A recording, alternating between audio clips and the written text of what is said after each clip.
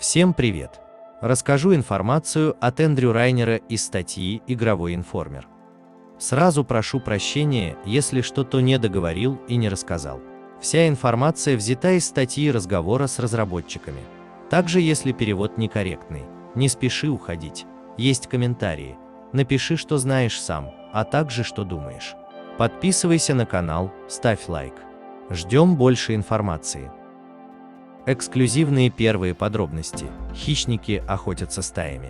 Разработчики заявляют, что в этом сиквеле будет больше подлинной истории, которая покажет нам, что происходит в Соединенных Штатах. Это не просто опыт строительства тематического парка. По мере развития этого повествования вас подталкивают к сдерживанию угроз динозавров по-разному. Во время 30-минутной демонстрации игры в действии было показано многое. Заснеженные горы возвышаются над широким озером, окруженным густым сосновым лесом. Солнечный свет танцует по воде, приводя взгляд к еще одному проблеску, мерцающему на массивном стеклянном куполе. Это новый вольер. Он расположен рядом с зловещей вершиной инновационного центра, который находится рядом с селом многолюдной улицей, заполненной сувенирными магазинами, аттракционами и толпами людей. Директор игры Ричард Ньюболт сказал, что мы смотрим на карту песочницы, которая простирается на весь экран. Все карты, к которым у игрока есть доступ, намного больше, чем в первой игре, добавляет он.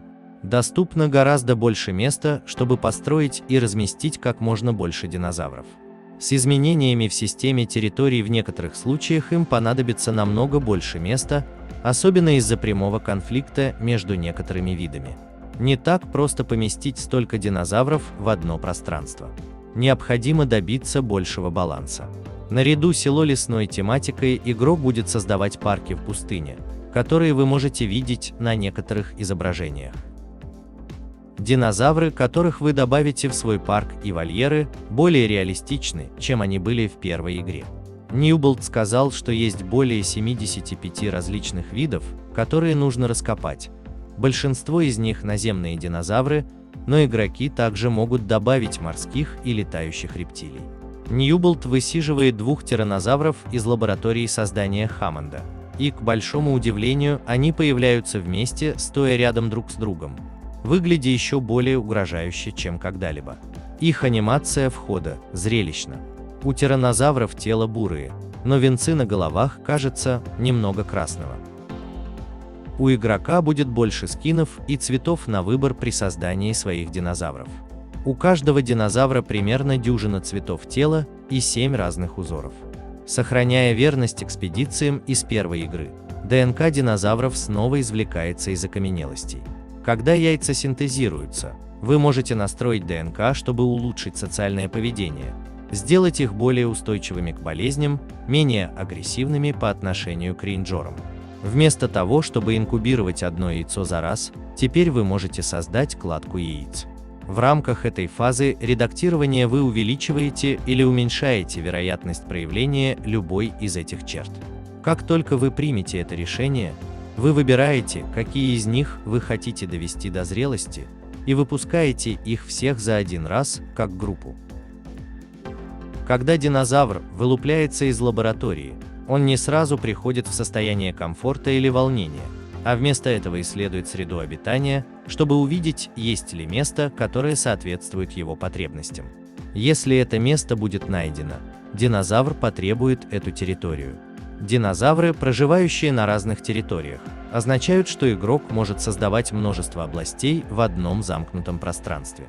Когда динозавр выделен в вольере, игрок видит его территорию, которая отображается в виде белого контура на земле. Травоядные животные теперь питаются листвой и больше не нуждаются в кормушках, поэтому вам нужно убедиться, что вы добавили правильные растения при редактировании ландшафта. Для трицератопсов решением является волокнистое наземное растение.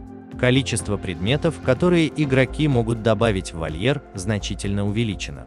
Усовершенствованная конструкция вольера распространяется и на вольер, в котором могут содержаться многочисленные летающие твари, в том числе птеранодон.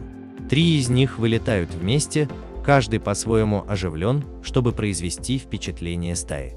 Поначалу их среда обитания бесплодна, Но Вудс ныряет в инструменты редактирования, чтобы быстро добавить к ней деревья, воду и камни.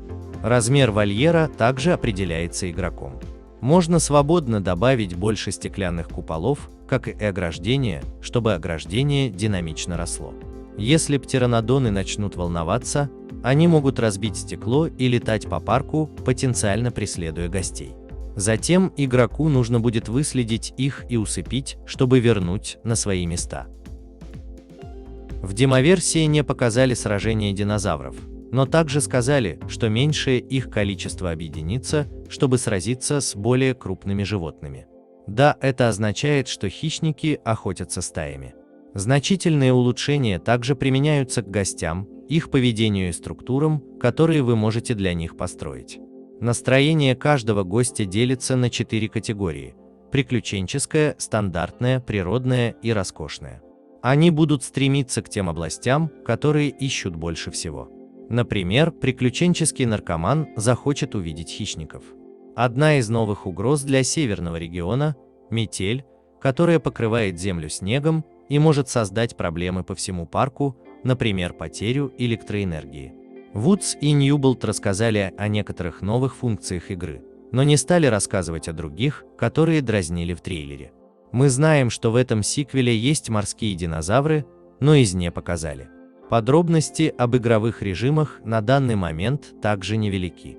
Однако контрактные миссии из первой игры не входят в сюжетную кампанию, но будут присутствовать в режиме испытаний. С большего, что написано, рассказал. Меня лично интересует очень информация по водным динозаврам, но ее пока держат в секрете. Спасибо за просмотр.